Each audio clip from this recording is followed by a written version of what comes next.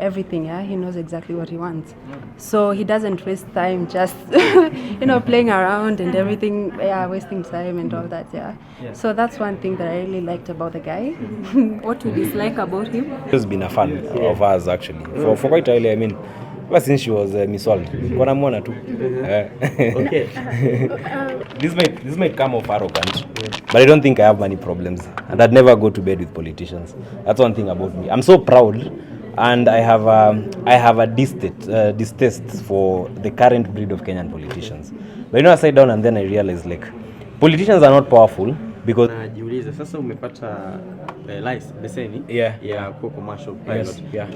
Tutaacha kukuona ukituzia magari upotee kabisa au inaendaje? No, hapana. Okay, unajua hata sasa nikiuza magari, me I still fly. Si niko shule. I've been going to school, I've been attending lectures, I've been going for flights. So nothing is going to change. What you might see is you might see me in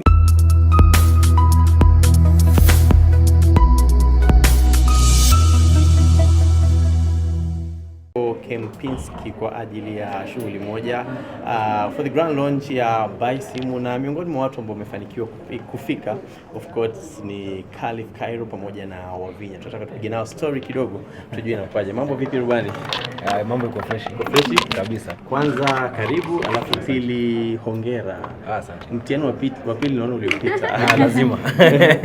Kwani wa kwanza ilikuwa noma?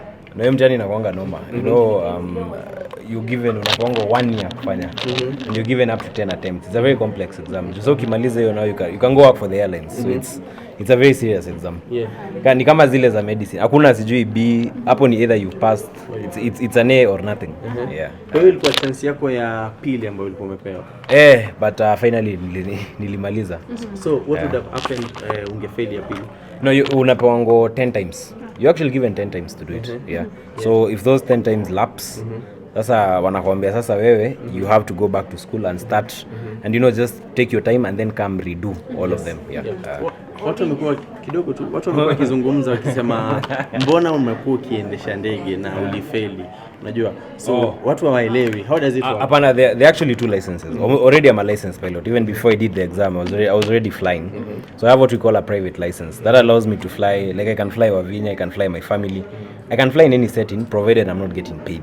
Okay. So now the commercial removes that restriction and also allows you to fly very big aeroplanes. So it allows you to fly paying passengers.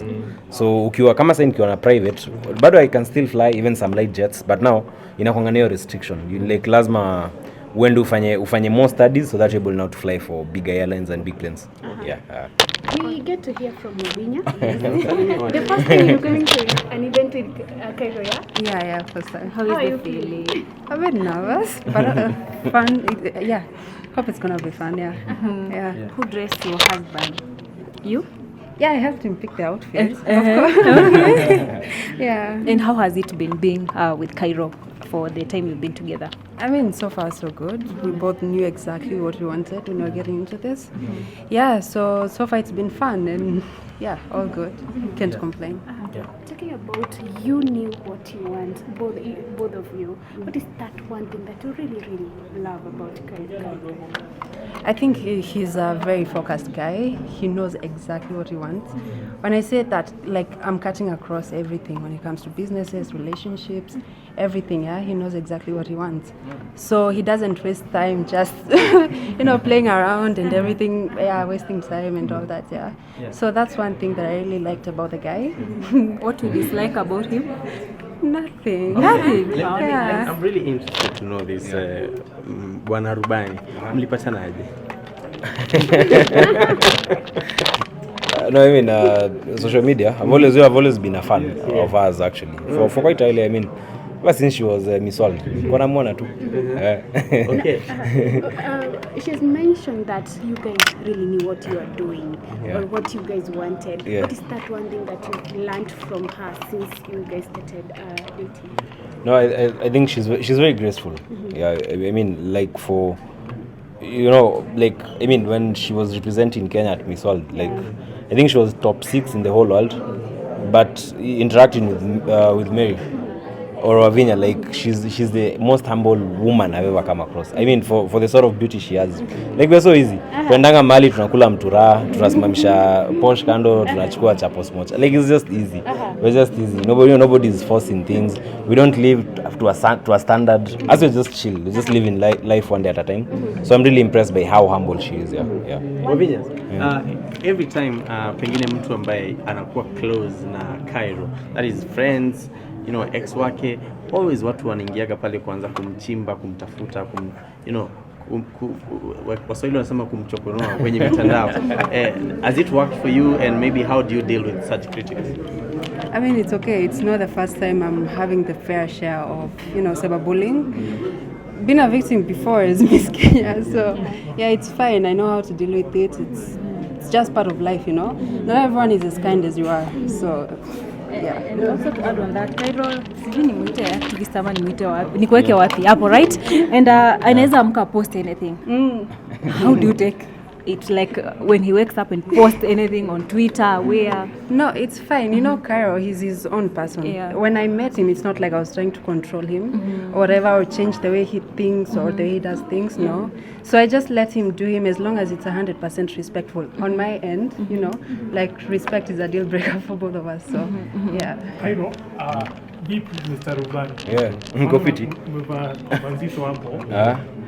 Na niko na ile swali tu with regards to what you've been doing on social media. Yeah. You have been vocal for a while campaigning against the incompetence of the government. Yeah. But for now umetulia sana. Yeah.